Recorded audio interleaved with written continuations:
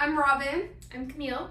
and we are at Crafted Sustainable Wellness, and we saw all of this going on in this chat, and this is what we do all day. So we thought we would come onto this thread and look at some of these comments and go over them. Y'all are always welcome to come and see us for a free consultation, but this was just right up our alley. So Yes. we hope we don't offend anyone. We are just trying to educate. Yes. So let us know if you have any questions. Text us, call us, comment. But okay, so let's get started. First of all, she told me about this post, and I can't look, because if I look at stuff like this, I get really anxious. Like, I've typed out like 100 different ways to respond and try to address all of the things in here. So I stay away from this because I don't want that in my life. Yeah. Like, I don't want to feel like this. Yeah. So she's going to read some of these things. So we just want to go over some of the comments from above and talk about them. Yep. Okay. I think. I also haven't heard a lot of these things, so this will be kind of a raw reaction. So the first one coming up is about Ozempic's black box warning, which we get asked about all the time. So I think we should talk about that a little bit. Yeah. So first of all, a black box warning isn't that uncommon. Tylenol has one, and I have seen Tylenol be a really serious drug. It causes liver damage if you take too much. Also, the black box warning that it has is for this very specific, very rare type of thyroid cancer. They only found it in mice, and it only increased your chance of getting this. So in theory, GLP-1s can slightly increase the risk of a really rare cancer. If you have a history or someone in your family has a history of this very rare type of cancer, that's something we should talk about. That's a one-on-one, absolutely. Maybe that would be applicable if your mom and your sister had this really rare cancer. But if it's not in your family, you just have to choose. And I'd usually choose the one that has risks versus doesn't. Because kind of going off of that, the long-term risks of obesity there's so much are higher, documented. Yes, the risk of increasing your chance of thyroid cancers. So also, if you are worried or you do know somebody who had this or somebody in your distant family and you want to do it, it really is only in patients who are taking this long term. So people in the short term don't really have an increased risk. And it can be checked. There's an early indicator in your blood. It's a really quick, easy lab test that we can check calcitonin levels just to make sure that's doing okay. And if there was to be this rare cancer, we would see it way early. So it's a quick, easy one to kind of ease your mind if you wanted to do that. Yep. So, okay. Okay, the next common thing here that I see a lot is loss of muscle. Okay. And people looking gaunt or ugly. Oh, well, that's two all different things. Let's talk about, how about you talk about muscle and I'll talk about ugly. Okay. So with any kind of weight loss, you will have some muscle loss. I'm going to go. Okay, we're going to push pause. We're going to see someone. We'll be right back. Hola, hello. Okay. Yes, cut. We should do like an unedited one, Oh God. Okay. So, sorry, we are a real business in Boerne. I am a nurse practitioner. She's my nurse. We run Crafted Sustainable Wellness, and so we're still working. But we're back, and we were talking two questions. One, muscle loss, and then ugly. Okay, muscle loss. So, this is a discussion that happens here all the time. People come in worried about losing muscle. whenever you are losing weight, you do lose some muscle. You're carrying around less weight. I used to be 272 pounds. I'm 140 pounds. That was like me carrying me on my back. Yes. All the time. So just naturally from your daily movements, you needed more muscle to walk, to move. To lift with that huge man backpack. Yes. If you're doing anything to prevent muscle loss, you're not going to have muscle, like exceeding muscle loss. I started this journey at 244 pounds. I'm now 170 pounds, and I have more muscle on my body than I've ever had in my entire life, because I'm at a place in my journey that I exercise regularly and I really enjoy it. It's been a huge part of my journey. Robin won't, but it's okay. I'll get her there one day. I have like really muscular legs. I have muscle in my arms. I've been on these meds for 2 years. The meds have nothing to do. They're not eating your muscle. No, and nobody. So we keep track of it. So whenever patients come and see us on their weekly check-ins, we check their weight and water and a couple other things, but muscle is one of them. And we haven't found that anybody who tries at all, like walking around the block, anybody who tries anything, their muscle's fine. I also know that if I put you on the scale right now and I looked at your muscle percentage, it would still be in a healthy range. Yes, it is. Well, for sure. I am like be low. Super puny. I don't run. I don't exercise. I don't do anything. But I know when I check my muscle percentage, I still am in a healthy way. Yes. Like I'm not atrophied. I'm just lazy. So that's talking about weight atrophy, and then I guess I want to talk atrophy in another way, and that is Ozempic face. So I don't know about Ozempic face, whatever. Let me just tell you what they're talking about, and I'll use me.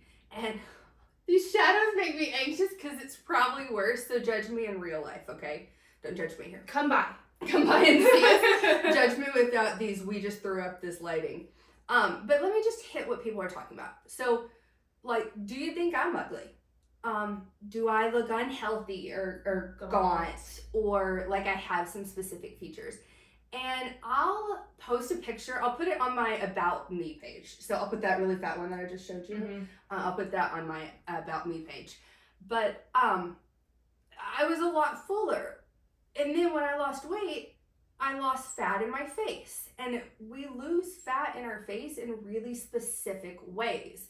So we can lose this fat just by aging, or we can lose it by losing a lot of fat at once, which can mean Ozempic, but can mean just lost weight, like when you lose weight.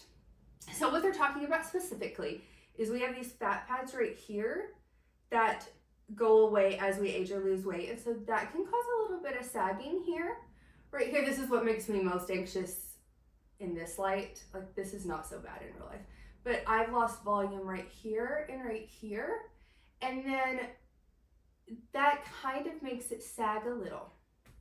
So, I mean, but it's also like I am almost 40. And so this is the typical way that we age. So it's normal looking, I feel like. If it's a really big problem, I choose not to do Botox and fillers now, although I have them lots of time in my life. But we can put filler there. So we can pop that up. We can put some radius under the cheeks. We can put some Juvederm right here. We can smooth the forehead out. So if it was something that really bothered you, like, I feel like just live with it. Like, judge me. What do you think? So I feel like if you went through this weight loss at my age, mm-hmm. you would probably still have like the same kind of fullness. I still have a full face. Yeah, no, I definitely feel like this started with me getting a little bit older, because I lost weight once on Weight Watchers. I gained it all back, but I lost it, and I didn't really have this. So mm-hmm. it's more of elasticity of skin, mm-hmm. and It's just the way it is. So there's all sorts of ways to fix it. We can do all sorts of tricks. If you want to know, come and talk to us. Yes. But, okay, let's move on. Okay. Let me go back to my list over here. I think we should go over side effects. Oh, People hear all of the scary situations. Oh, I wound up in the emergency room. Let's talk about why, how these things happen, what's going on in the body. Yeah. So, I guess I always like to give my spiel of how this works in the body first. I think it works. Because it helps explain it. Yeah. Yeah. So, when we say Ozempic, we really mean any GLP-1s, semaglutide, tirzepatide, and the various forms that they have, those GLP-1s. We do a lot of semaglutide and a lot of tirzepatide in our clinic. So the way that this type of medicine works, it actually works 4 ways in your body. So first, it slows down the time that food is in your body. So from mouth to butt, it's in there longer. That keeps us feeling fuller longer, keeps our metabolism stable. Second, it stabilizes our glucose and our glucagon. So our glucose naturally goes up and down. And when we go on these downs, that's when we feel kind of carb crazy and bingy and hangry. And so this stabilizes our glucagon and our glucose, those balance each other out. It stabilizes so we don't have so many crazy ups and downs in our blood sugar, which just makes us feel a little bit better. Yes. I can't remember the last time I was actually hangry. Yes, I love that feeling. Like I can go a bit, and if I miss lunch, I'm not gonna kill you. I'm gonna be okay. Like we're missing lunch. Yeah, right like now. I'm hungry. Okay. We'll be fine. Yeah. So third, we have these hormones that balance out our appetite. What makes us hungry? What makes us feel satiated, feel full? So leptin makes us feel full, and ghrelin makes us feel hungry. So this does 2 things. It increases our leptin levels, which make us feel satisfied, but it also increases our body's ability to use the leptin that it already has. So we can kind of get like leptin's old news, we're used to it, and we can actually absorb our own leptin a little bit better. You hear about insulin sensitivity all the time, or insulin resistance. You kind of get leptin resistance too. Yes, yeah. So it helps that. 4, it works in the brain. It works in these GLP receptors, and those receptors are what tell us we are satisfied, where we have had enough, where we're content. And that shows with not only our appetite, but drinking. People just don't drink a ton because they're satiated. They have what they need. And that having what you need feeling is really important for how we work to build your foundation for the future. So we'll get to that later. But so let's go back to the first thing that I said. It leaves things in our GI tract longer. So our large intestine's job is to suck out stool. I've gotten this move down. I've done this too many times. I do it too now. It's a sucking out stool move.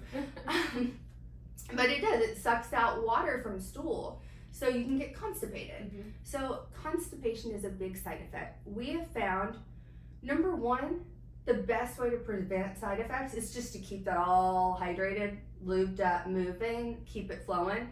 So as long as you're drinking lots of water, these side effects aren't that bad.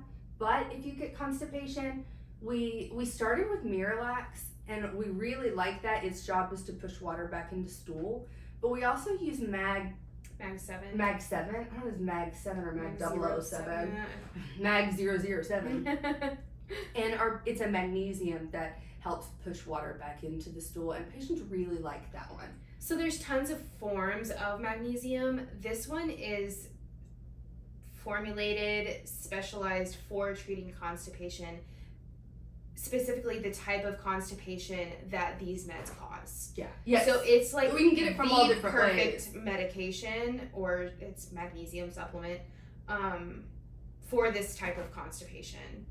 Taking like a stool softener, like Colace or whatever, it's not gonna they'll work in different mechanisms. Yeah. That's why we say that it's important to understand how these things are working, yes. so we can treat exactly what's going wrong. Okay, I know we're trying to be good, but I'm thirsty, so I'm gonna get a drink. Okay, so anytime we mess with the GI tract, we can also get diarrhea. We're gonna, make it bad. If we're getting constipation or diarrhea, we're backing things up, so we can get indigestion. And then a lot of people can get nauseated. And I really feel like I'm the best to speak for this, because I really struggle with nausea. I'm a puker. Anything makes me puke. If I get stressed, I puke. Motion sickness, puke. And so I've had to learn to manage it, but we found ways. Hydration, Zofran ondansetron, it's a prescription med that I prescribe to help people if they need to take that. We've also learned that smelling alcohol pads actually helps. And then another one is peppermints. So we always have peppermints, alcohol pads to send with you. We have Zofran too for everybody. But also headaches. I hear about headaches. The thing, that would probably be the most common thing I hear, but anybody who complains about a headache, say it's no big deal with some Advil. Right. You just treat it and move on. Yes. It's not the end of the world. A debilitating headache. It's something that I've just noticed that sometimes I have a headache. So now we're seeing all this stuff. You told me something about somebody had a really bad GI side effect. Intestinal bleeding. Okay. So anytime we're putting a med and we're affecting a system, we can have the worst case scenario. That's a risk. And so let's talk about risk. Okay, so I did some numbers here. And about 40% of Americans are overweight. Overweight means a BMI of over 30, obese. Obese is a BMI over 30, and morbid obesity is over 40? I think it is over 40. 10% of the American population is morbidly obese, with 30 other percent, so total of 40% being obese. So what does that mean? How is that bad? I'll put some citations in here, but they're black and white. People who are not obese live 8 to 10 years longer. Which is crazy. That's huge. That's a whole decade of a grandkid. And this isn't bringing in diabetes. No, that can increase it by 5 to 10 more years. So on top of that, a lot of people who come here do have diabetes, or they get diagnosed with diabetes here after we do their blood work. And these GLP meds for obesity and diabetes, you're just adding so many years onto your life. Yes. So, if you're obese and you add this, you gain 10 to 15 years. So now that's why I'm talking about risk, though.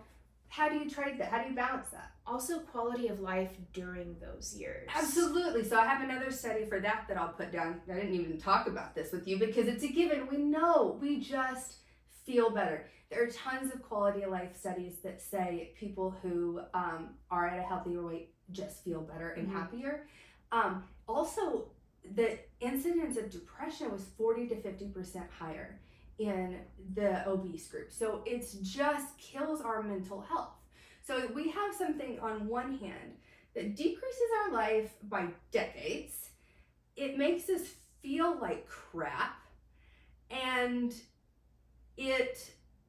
what else? Makes us feel like crap. Oh, and it just destroys our brains. It destroys our mental health. I think another thing we add into there is the amount of medications you're going to be taking as an obese person later on in life for your your blood pressure and your cholesterol and your depression. And let's maybe think about the side effects and the risks of all of those meds, especially combined. Yes, absolutely. So we have all of this bad stuff, and then we have this drug that negates it, but it may have some risks. There may be some bad things because we don't get just the perfect trade-off. You know, you don't get to just have your 20 years with no risks.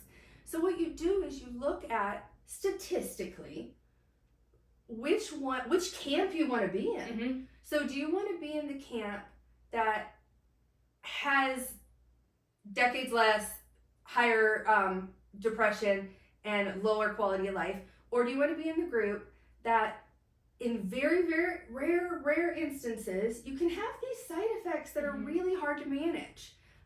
Although we've found we very rarely have someone quit because of it. We can usually tweak. Almost never, because we'll tweak maybe a different form, a different intake of the medicines, different times, different side effect meds. But we hear these extreme cases, but really if we drink our water and we're doing our basics. I think it also brings us into why you should have guidance from a healthcare professional. You just read my mind, because that's where I was thinking we'd go next too.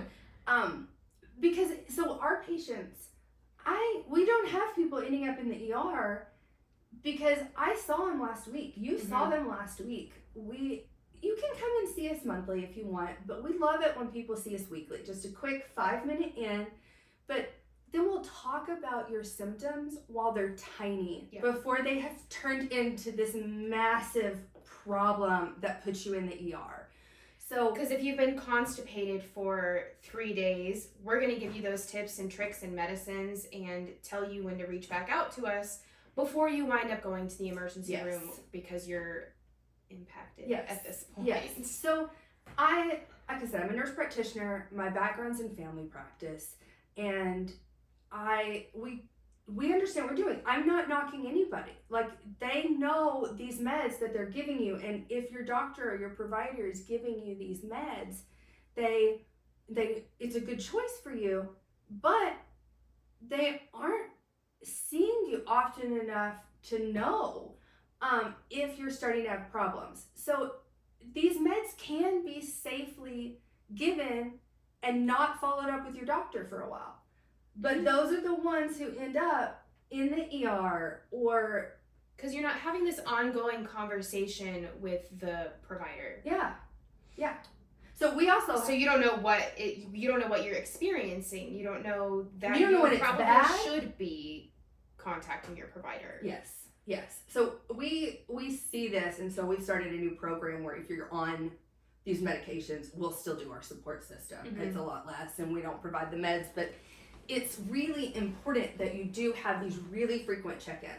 So, like I say, I'm not knocking any providers out there because they're great, but this is a lifestyle change, so I guess we know where we're going to go next. This is a whole lifestyle change, and the medicine's are only half of it. So, they'll give you the medicine, and that's wonderful, but we want to focus on what's going on in the middle of that. And so even if you're going to your doctor and doing that, you aren't getting supportive care, like supportive program changing care.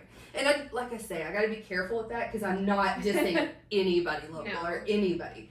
It's just we prescribe meds and then we walk away. A lot of people get them online, and they're getting this vial in the mail. I made the mistake whenever I started working here. I joined this semaglutide or Ozempic group on Facebook, and my intention was to go market in that group.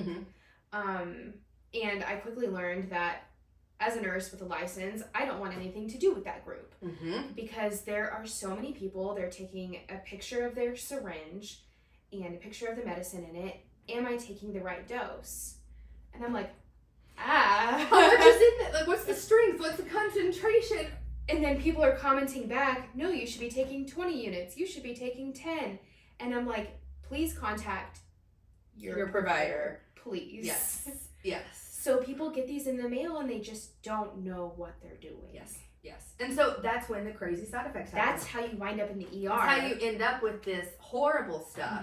But with us, we're just checking in all the time. If something's not right, we'll flag that. Let's handle that. So, doing it with someone constantly who knows what they're doing is really, really important. So, I kind of want to get there because this kind of ends up to our niche and like what we try to serve. So let me tell you the comments about this. That you're gonna gain the weight back. As soon as you get off the meds, you're gonna gain the weight back. Okay, so I love this one. I lost, like I said, 272 is my highest, 140 now. I lost it once with Weight Watchers. I lost 80 pounds, gained it back. I took GLP meds, lost it, gained it back, took GLP meds, and then implemented this program that I've taught and learned with the community.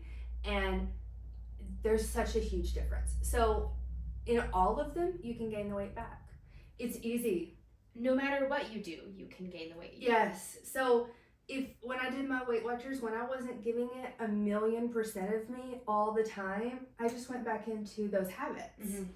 And then even when I lost it with GLPs, once my depression kicked in and I was on a downward spiral, they didn't even matter. It didn't matter how good they were. I'm stronger. I'll beat myself.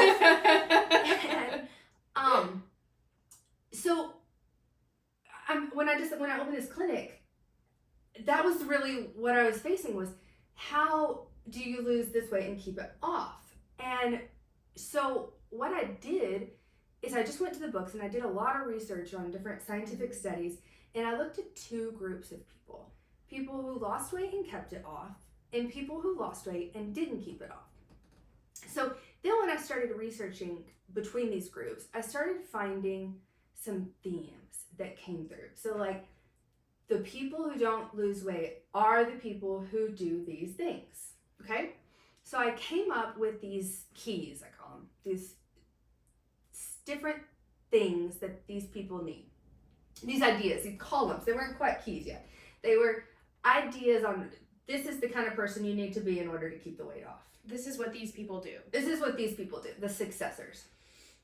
And then when I kind of had a pretty firm idea, that's when we opened here, and we started working with people to change them and to get them into this habit. And we found it was really easy if we kind of got to the root of things.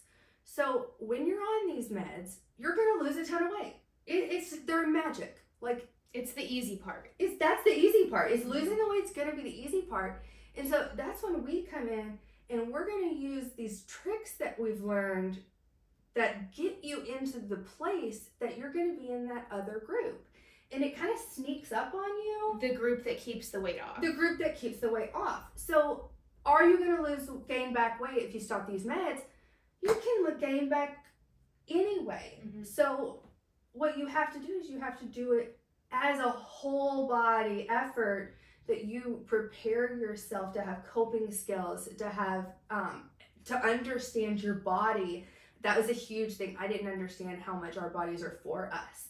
So like when you listen to your body, it is amazing.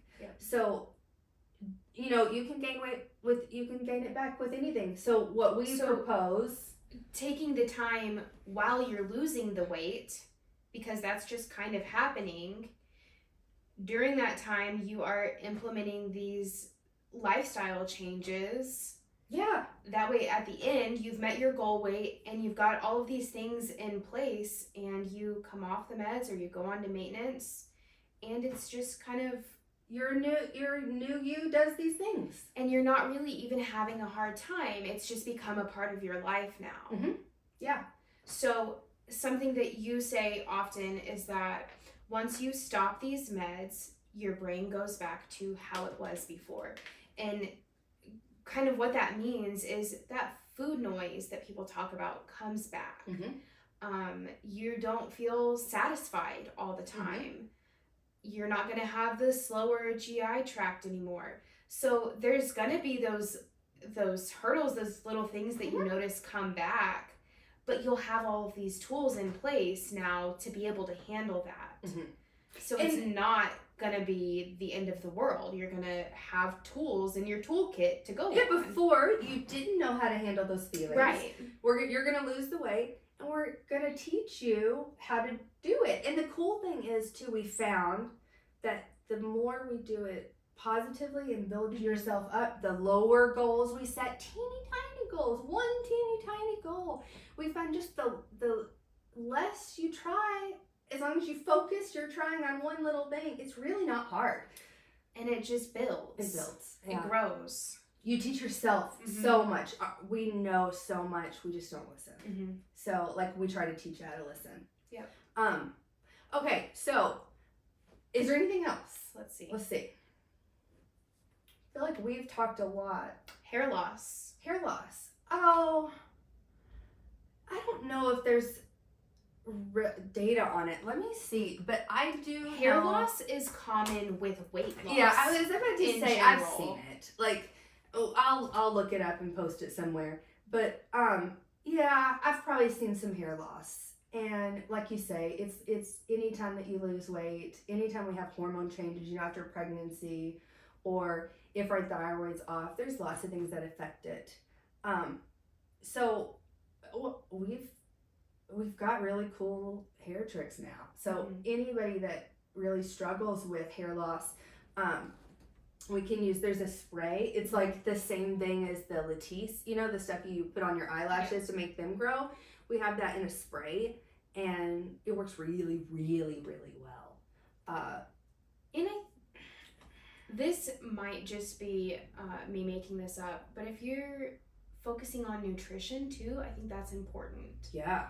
Like actually nourishing your body, because you're eating less calories. That's you a need to be really good nourishing your point. body to not have like all of the dry skin and the gut issues and the hair loss. Like, just make sure you're nourishing your body during this time too.